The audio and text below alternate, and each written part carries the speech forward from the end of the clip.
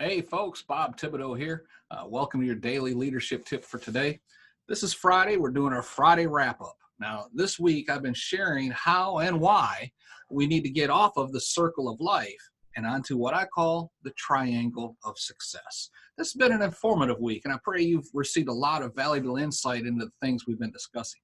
On Monday, I explained how the circle of life will never allow you to excel. It only leads back to the same place that you start. That's why it's a circle. And how if you continue to walk on a circle on the same path, eventually it becomes a rut. Now, how many of you, show of hands here, have complained at some point in time about being stuck in a rut? That's because you're on the circle of life. So I recommend you get onto what I call the triangle of success. Get off the circle of life and get onto the triangle of success.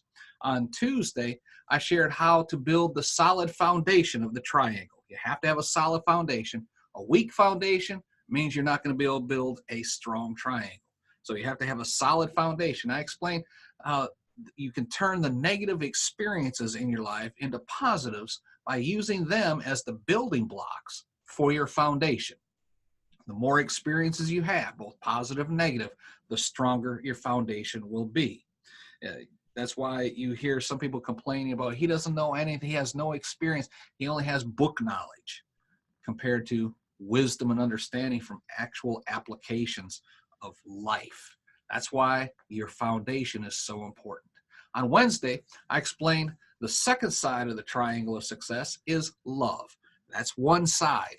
You have to have love, not just loving people, but to love your career choice, to love what you do.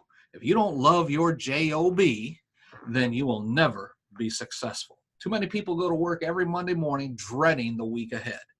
If you love your job, you love your career choice, you love what you're doing, you actually look forward to going back to work. The weekends become a drag. I've been there. I've had some careers like that I just thoroughly enjoyed going to work to do. But if you hate your job, you dread it. And you need to love what you do.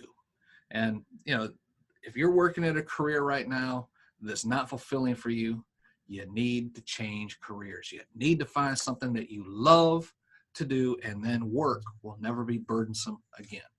Then Thursday, I covered the third side of the triangle of success, which is happiness. I explained how many are misguided in the assumption that success equals money. So therefore, if you have more money, you must be more successful, and that makes you happy. And we discussed this fallacy using examples that we're all familiar with: actors, actresses, politicians, just numerous examples of people who in the public eye appear successful, appear happy.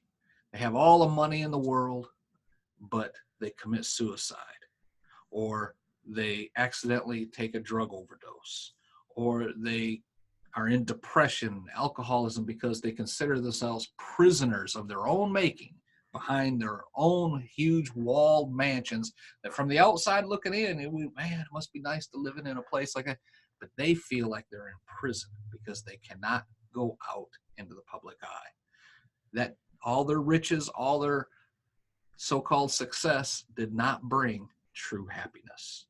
If you want true happiness, it comes from doing something you love. Doing something you love is directly related to the foundation of your dreams. The foundation, again, comes from your life experiences, both good and bad. That's why it's a triangle. Each side is equal. Taken all together, this equates to getting off of the circle of life and onto the triangle of success. We're going to come back next week with some more great information. Until then, this is Bob Till reminding you, I will see you there.